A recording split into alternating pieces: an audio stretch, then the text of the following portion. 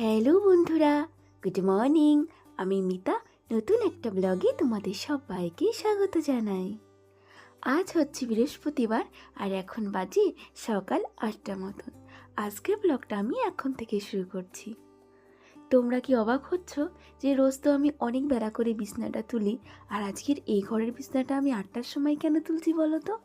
কেন কি আজকে আমরা এই বিছনায় আমরা ঘুমাইনি, সেই জন্যই। ওই যে কালকে যে গেছিলাম দাদার বাড়ি, তো ওইখানে কিন্তু রাতটুকু থেকেই এসেছি। এই তো সবে সকালবেলা আমরা বাড়িতে এসেছি। আর সকালে বাড়িতে এসেই ঘর বাড়ি তো একটু পরিষ্কার করে নিতেই হবে। কেন কি বলো তো, কালকে সারাদিন ছিলাম না, রাতে ছিলাম না, একটু নোংরা তো হয়েছেই।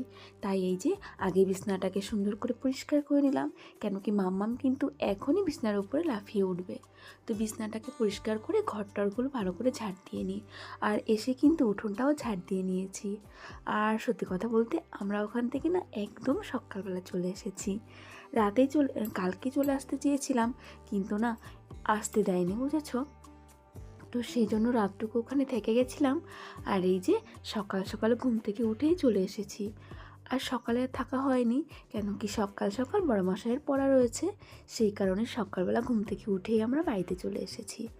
আর এই যে দেখো, মাম্মামকেও না সকাল সকাল স্নান করিয়ে নিয়ে এসেছি।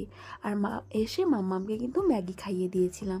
এত তাড়াতাড়ি তো ভাত রান্না হবে না, ওই জন্য একটু ম্যাগি বানিয়ে মাম্মামকে খাইয়ে এই যে স্নান করিয়ে এই যে এখন সাজুগুজু করে দিচ্ছি। আর মাম্মামকে এত সকালে স্নান করানোর কারণ কি বলো তো? যেহেতু মাম্মামকে সকাল সকালে ঘুম থেকে তুলে দিয়েছি, ও না এখন ঘুমিয়ে পড়বে। ওই দুপুর অবধি অপেক্ষা করতে গেলে মাম্মামের স্নান খাওয়া কিছুই হবে না। তাই এই যে মাম্মামকে আমি দেখো স্নান করিয়ে এখন একটু সাজুগুজু করে দিচ্ছি। আর এই দেখো, তোমাদের বললাম না মাম্মামের ঘুম পেয়ে যাবে, এই দেখো বলতে বলতেই এই যে হাতটা মুখের মধ্যে চলে যাওয়া মানেই কিন্তু মাম্মামের ঘুম পেয়ে গেছে। তাই এই যে আমি কিন্তু এখন মাম্মামকে ঘুম পাড়িয়ে দেবো। মাম্মামের যদি ঘুম পায় না, তাহলে না একদমই ও ঠিক থাকতে পারে না, মানে যখন তখন যেভাবে সেভাবেই ঘুমিয়ে পড়ে। এই যে এখন মাম্মামকে ঘুম পাড়িয়ে তারপরে আমি বাকি কাজগুলো করতে যাব। আর এই যে ওই বাড়ি থেকে না কিছু ফল নিয়ে এসেছিলাম, সেটাকে এখন একটু গুছিয়ে রাখবো। আর কলাগুলো একটু না কেমন হয়ে গেছে, আর এই যে প্লাস্টিকের মধ্যে ছিল ওই জন্য একটু খারাপ হয়ে গেছে। আর এই প্যাকেটটাতে কিছু খই মুড়ি রয়েছে জানো তো।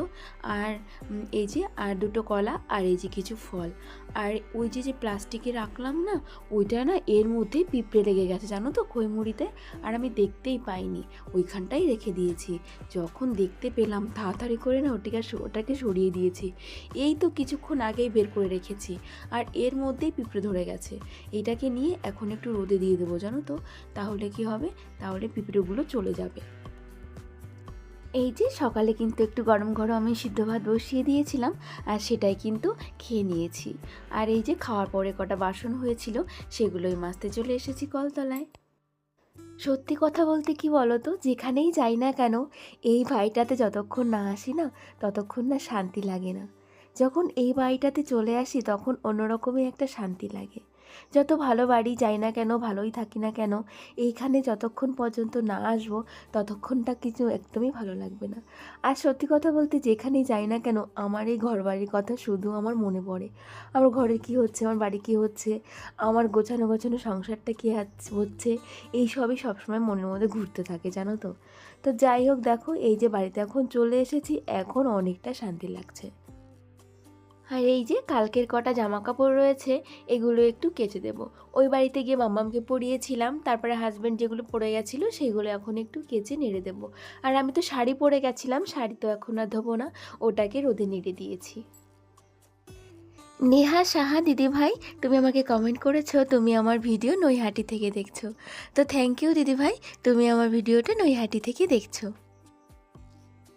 আমার সুইট একটা বুনু ডলি, সে আমাকে একটা সুন্দর একটা কমেন্ট করেছে, তুমি খুব ভালো দিদিভাই, এই জন্য তোমার ভিডিও খুব ভালো লাগে, আরও এগিয়ে যাও, লাভ ইউ সোনা দিদিভাই।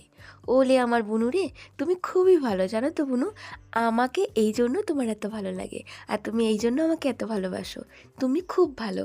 থ্যাংক ইউ বুনু এত সুন্দর একটা কমেন্ট করার জন্য। আর বুনু, তোমার ছেলে কেমন আছে, ও কেমন দুষ্টু একটু জানাবে আমাকে, ঠিক আছে? আর এই যে জামা কাপড়গুলো ধুয়ে এখন না নেড়ে দিচ্ছি। আর আজকে জামা কাপড়গুলো ধুয়ে মেলতে মেলতে এতটা বেলা হয়ে গেছে যে প্রচুর পরিমাণে রোদ উঠে গেছে। আমার না ভীষণ কষ্ট হচ্ছিলো জানো তো রোদের মধ্যে জামা কাপড়গুলো মেলতে। আর এখন এই যে স্নানটাও সেরে নিয়েছি। স্নান সেরে আমি দুপুরবেলা কিন্তু রান্নাটাও করে নিয়েছিলাম। আর রান্নাটা শেয়ার করতে তোমার সঙ্গে ভালো লাগছিল না, ওই জন্য রান্না এই যে একবারে করে তারপরে শেয়ার করে দিলাম। এইদিকে আমি পেঁপে ভাজা করেছি আর এইদিকে করেছি ডিমের ঝোল। বাড়িতে তেমন কোনো সবজি ছিল না, সেই কারণে পেঁপে ছিল আর আলু ছিল, তাই পেঁপে ভাজা করে নিয়েছি আর ডিম দিয়ে এই যে একটু আলুর ঝোল করে নিয়েছি। তো চলো এখন আমরা খেয়ে দিয়ে নিই। আর ভাতটা তোমাদের তো দেখানোই হয়নি, এই যে ভাতটাও কিন্তু আমি নামিয়ে নিয়েছি, দেখেছো? এই কটা ভাত আমাদের এখন দুজনের হয়ে যাবে। আর এখন মাম্মামকে খাইয়ে তারপরে আমরাও খেয়ে নেব, কেন কি সকালে মাম্মামকে ম্যাগি খাইয়েছি তো ওর এখন একটু খিদে পেয়ে গেছে আর ঘুম থেকে উঠে গেছে। আর এই যে দেখো আমার রাজকন্যা, এখন কিন্তু বিকালবেলা, কিন্তু মাম্মাম কিন্তু আজকে আর বিকালে ঘুমায়নি, যেহেতু সকালবেলার দিকে ঘুমিয়েছিল না, ওই কারণের জন্যে। তো সত্যি কথা বলতে আজকে কিন্তু সকালবেলার দিকে ঘুমিয়ে একটু ভালোই করেছে, কেন কি এই যে বিকালবেলা একটু মাম্মামকে সাজুগুজি করিয়ে দিতে পারছি।